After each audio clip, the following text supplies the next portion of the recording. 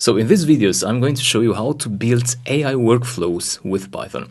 Specifically, we're going to build a workflow which automatically every day creates a post for x.com, formerly Twitter, and it posts that, and everything is automatic. So you can choose a topic you want to post about.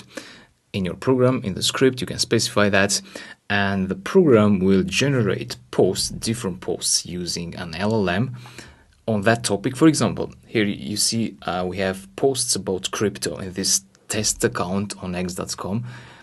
So every day, AI, the program you will build with me, is going to post these posts on x.com at a certain hour. And we do the implementation, so the scheduling, we do it with Python Anywhere. So with that, everything is free. You can create an LLM API account for free, and also a Twitter developer account for free. I'm going to take you through the process step by step. So let's have some fun.